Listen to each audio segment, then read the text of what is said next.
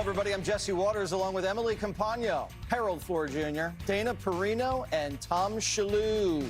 It's 5 o'clock in New York City, and this is The Five.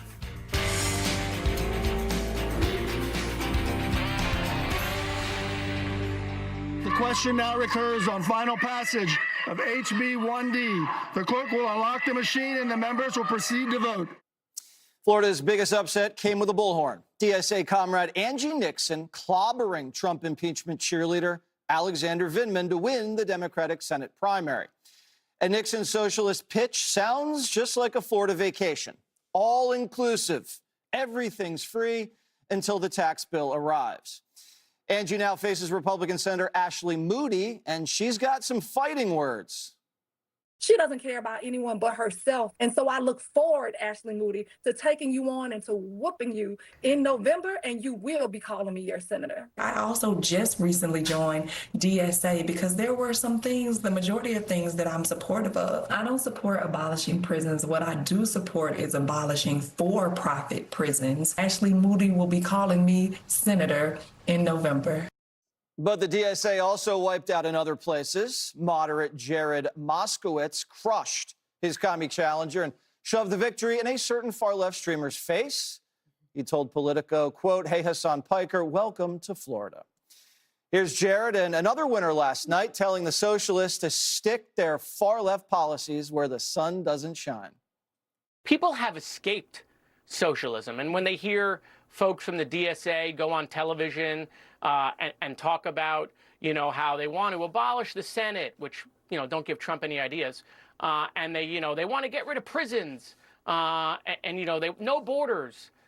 Most Americans hear that stuff and they say, what is going on? Look, I reject the DSA. I reject socialism. I'm a capitalist, and I think capitalism provides the greatest amount of economic mobility. I reject socialism. I'm a capitalist. We'll see how Florida's voters sort that out in November.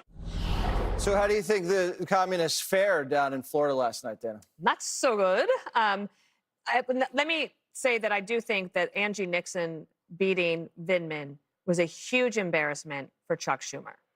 Okay, so because I didn't see it coming, he had an incredible cash advantage, like $17 million to her, like $1 million. But because it's embarrassing for Chuck Schumer, but it's really good for the Republicans because this will now move to a safe R seat. And she really wasn't on TV that much during the primary campaign, but she will be now because she will be another foil that the Republicans use to say, this is what they want to do. And she will become a household name all across the country. As Jared Moskowitz, I think that's an interesting one. I would think that the Republicans think that might be a competitive seat, and it could be. He will have to certainly fight. It's a newly drawn district. But he didn't say too much during the primary about Oliver Larkin. He was the DSA candidate who was quite anti-Semitic. Moskowitz is Jewish. But now he's come out swinging, and I think he might be one of the most effective spokespeople within the Democratic establishment, so to speak, to actually push back against them and to be effective. Debbie Wasserman Schultz, our friend Harold Ford Jr., she won. She beat a commie. So I guess they were 1 for 2, the communists in Florida. Yeah, I'll come back to the Wasserman Schultz seat. The Moskowitz, I couldn't agree with Dana more. Good to be with everybody again. That race was interesting because Jared Moskowitz, whom I don't know, but I admire and respect, is one of the more, I think, effective speakers and effective spokespeople for Democrats when it comes to big issues, when it comes to even how he talks about President Trump, and especially how he talks about American policy towards Israel. Then to hear him after this race, I think it's great. He's saying to those who in the DSA, these people are not Democrats. Those of you who may have voted for her or voted for this guy understand that we are for making the economy better. We are for finding a solution, an end to the war. But socialism is not the way to do it. Put some context around this. The DSA, they've won 8 House congressional seats. People identify as these folks, and it sounds like 6 or 7 of them. But let's assume all 8 of them win. If Democrats get the majority in the House, they have to win 218 seats. So it would only be 8 of them of the 218. Now, I'm not for any of them. I've said all along I would not vote for a DSA candidate. You have 3 running for Senate. If you assume that Jackson in Maine is 1, I don't know if he identifies as one or not, but certainly al-Sayed and the Florida candidate. Now, the Florida candidate, she won. She has sounded, I've listened to her after the race, and she seems still to be very excited about the win. Maybe when she calms down a bit and begins to deliver a message, it will sound differently. But she beat a guy, Vindman, who had only moved to the state 3 years ago. So to say it was a huge upset, she's been in the legislature. But I'm not for her politics. I think you described it well. She wants to give everything away for free, and that's not the thing to do. So I am not, as I think about some of this, I'm not as bothered by the politics of, I should say, the potential victories they may have in the House, because there'll be a small number of them. And on both sides, you have a small number of people who are nuts. Hopefully they don't win. But if they do end up winning, they, again, will be a small part of what happens. Debbie Wasserman Schultz, there'll be some people in the Congressional Black Caucus who did not want her to run, who thought that seat should have been held by an African-American. We'll have to see if she does win the seat, if the Congressional Black Caucus accepts her. But as a Democrat, I'm glad that we have not a DSA candidate, but a Democratic candidate that won that. Emily, how do you see it? Well, all right.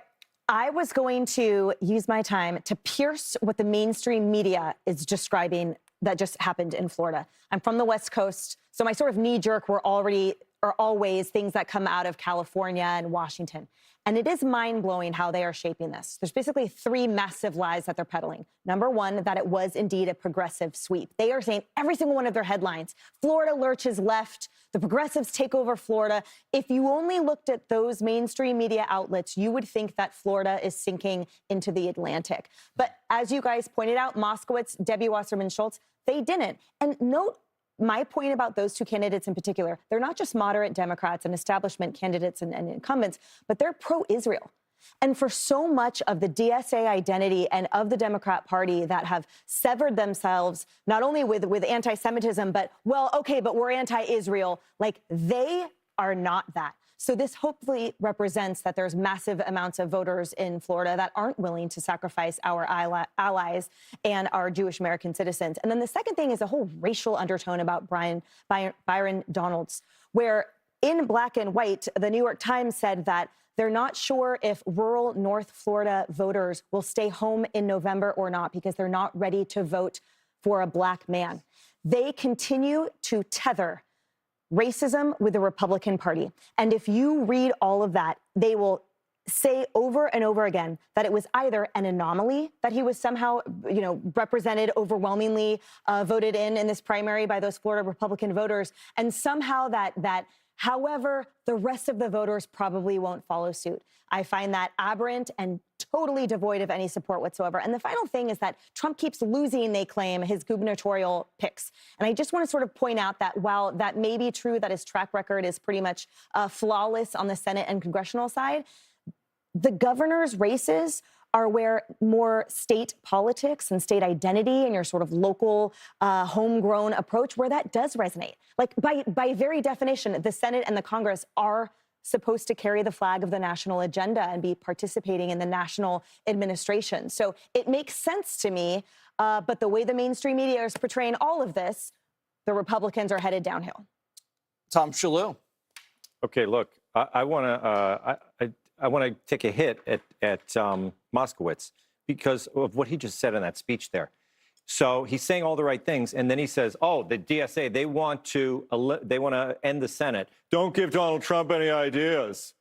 I mean, that's ridiculous. Donald Trump doesn't want to end the Senate. The DSA wants to end the Senate. The same Democrats who have been complaining that Donald Trump is a threat to democracy have lifted up the canvas tent and they have let all these lunatics in, and now they got to deal with them. All right, so the DSA does want to end the Senate. Do you know what that means, guys out there? This is a foundational part of the United States. It means they want to end the United States. If you end the Senate, it's over. You end the United States. It's foundational. You can't do it. They're complete lunatics. And so just with this little pushback is not going to help. They've got to purge themselves of this. That's the only answer. It's got to be a purge. Purge. Not going well so far. But give Moskowitz credit. He beat the guy, and he told the guy, your ideas are wrong. Yes, but you see what he did there when he threw in Donald Trump? Donald Trump doesn't want to end the Senate. I know, but that's politics. I'm just glad he beat the guy. Be sure to like and subscribe for all the Fox News latest on YouTube and catch full shows streaming now on Fox One.